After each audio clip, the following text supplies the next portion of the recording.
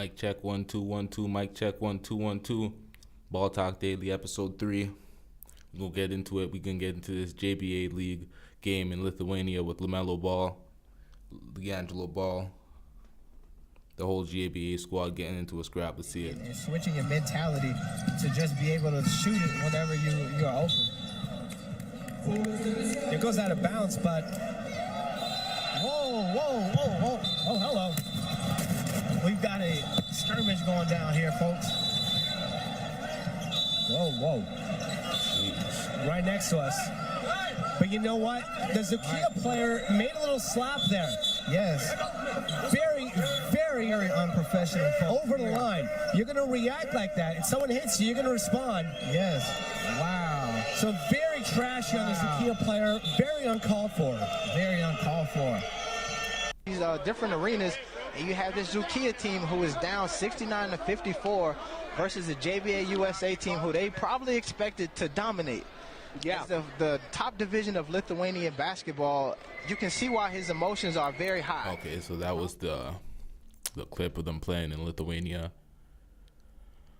Basically, Lamelo wasn't having it. The man slapped him in the back of his head, and he retaliated. And people could say what they want. They could be like, he lost his temper. That's unprofessional. He shouldn't have hit back. He should have just, put his hands up, made the ref, give the other player a tech. But at the same time, because he did that, they made news coverage for the first time in how long? They're on Fox Sports 1. Skip Bayless and Shannon Sharp are discussing them, and they're finally making national media coverage again. So that's just because they had a fight, nothing positive. Doesn't matter how many times they win. Doesn't matter how many times Lamelo puts up 50, LiAngelo puts up 50. Doesn't matter the fact that they average 40. It doesn't matter. None of that matters. They do something stupid, or they do something, not even stupid. They just do something that has some sort of controversy, and they're back in the media. So that's the positive out of that. But the other positive is they're winning these games.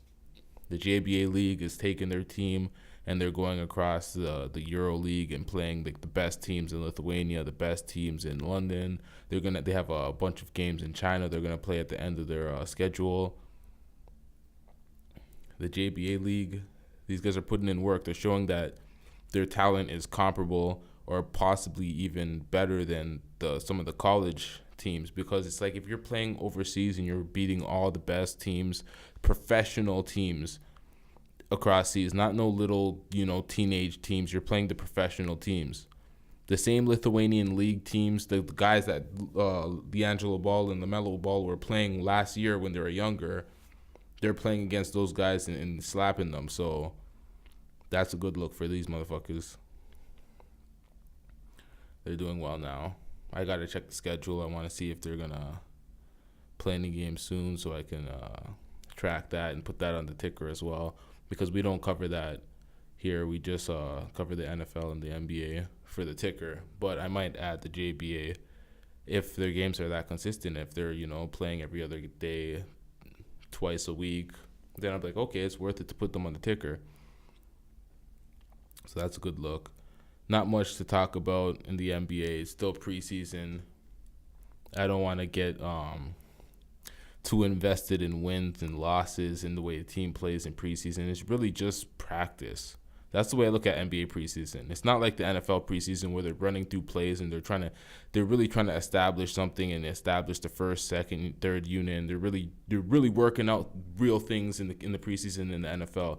The NBA, yeah, they're kind of working out minor things and minor sets, but it's nothing serious. It's really just a workout. It's just really just a warm up, a practice almost, a live scrimmage. But nothing too serious. So when the regular season starts, that's when you have to put stock into those games. You can't you cannot look at the NBA preseason and be like, okay, this team's going to be good and gauge it like that. Never do that. That's like the biggest, the stupidest mistake. Even the NFL, it's not smart to do that in the NFL. But even in the NFL, you get way more of a view of what a team is in a preseason opposed to the NBA. NBA, you get no clue what the fuck a team's going to look like because no one's really fucking trying out there. Golden State loses so many preseason games because it's like, who the fuck cares? Durant will play 20 minutes. Curry will play 20 minutes. Wrap it up after that. So, Monday Night Football. I said on the last episode that if you're an NFL team, if you're an NFL fan and you have a team that you're just a fan of, you have to be worried. There's not a single team in the league that's safe except Kansas City because Mahomes. Well, I can't say that because the Rams are just as good, if not better, than Kansas City. They're both 4-0 undefeated. The points per game margin is a lot higher with the Rams than the Kansas City Chiefs. But the Kansas City Chiefs just seem like they're pulling off every game. And Pat Mahomes looks like Brett Favre without the picks, without the interceptions. He's just slinging it in. He's gunning all these fucking passes. He's definitely the best young quarterback in the NFL, without a question. It's not even close. Well, I can't say it's not even close. That's disrespectful to Carson Wentz. And who else is up there? You can't say Andrew Luck is a young quarterback anymore. I don't put him in that category, not at all. He's been in there for a while now. Yeah. Dak Prescott's not what people thought he was in the first season, in his rookie season. Dak Prescott's not up there. He's not top 5, top 10 young quarterbacks. I'm more looking at Baker Mayfield right now than fucking Dak Prescott to see what type of future Baker Mayfield's going to have. Although he had 4 turnovers in the last game, it doesn't matter. You see talent and you know talent when you have talent. All these stats sometimes, man, stats is what underrates certain players, and certain stats are just foolish. That's why they look at Brett Favre like Brett Favre isn't that great the way they talk about Brett Favre because he had all these interceptions. But some of the play calling is bad. Sometimes it's not just the play calling. Sometimes he's just throwing it downfield because some people are too pussy to throw it downfield. And he's just slinging it in, and sometimes the receiver's not making a play. See the thing, Max Kellerman made a good point about that. The other episode of First Take, I can't remember which episode it was, but he said that they have to reevaluate the way they count interceptions. And if it's not a quarterback's fault and the receiver has it in his hands and then he gets it taken away or he drops it into a corner's hands or a safety's hands, then it shouldn't be an interception for the quarterback. It should be called something else. And as stupid as that sounds on the base, it's really smart because it's like, yo, an interception reflects negatively on your legacy and on your stats. And when it comes to voting into the Pro Bowl or getting MVP, if you have all these interceptions, and half the time when you see a quarterback step back and throw a crispy pass into a receiver's hands and they drop it into a corner's hands, that's whack. That shouldn't be counted as an interception. Like Tom Brady has a lot of those where it's not really even his fucking fault, but he's getting a pick. The NFL and the NBA are making a lot of rule changes. So maybe they'll make that change too. That change is for the better. And they're making some changes for the worse though. And some of their changes are super inconsistent because you see quarterbacks getting destroyed and fumbling the ball in key moments, and that's not roughing the passer. And then you see them get tackled, not even that hard, and it's roughing the passer. And it's just like it's too subjective sometimes. And some of the way they're calling some of these things, it's just like, I don't know, man. It's a little ridiculous in football right now.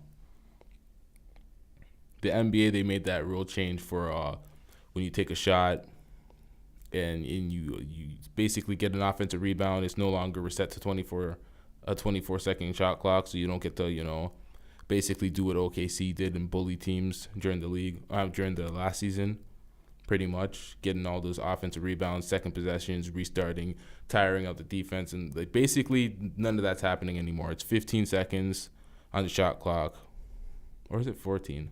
Fuck, I should maybe know these rules before I speak on them. 15 seconds, 15 or 14, it doesn't fucking matter. 14 seconds on the shot clock after an offensive rebound now. So at the end of the game, that's the biggest thing. At the end of the game, none of that dribbling the ball out, fouling all the time and making the game extend. It's like 15 seconds. You got to shoot that shit again. And we're going to see better end of the game situations, I feel at least, with that new rule change. So there's some new rule changes that help, but for the NFL and in the NBA, they have to look a little further, especially the NFL. they got to look into some of these rules and try to make the game a little bit better. And I don't see the interception rule change isn't really a rule change because it's just a stat change. It's just the way they count the interceptions. But at the same time, rule changes affect stats in the long term. So a stat change like that for something, the way they count it, that should be changed. Fuck all the quarterbacks that had picks in the past that, fuck that. Moving forward, we'll change. We could account for that looking back if we're going to, have some nuance in our discussion about it. But at the same time, we should make that rule change. And I think it would be better for the NFL moving forward. Yeah, that's it. See y'all niggas tomorrow. Ball Talk Daily, StatGwop.com.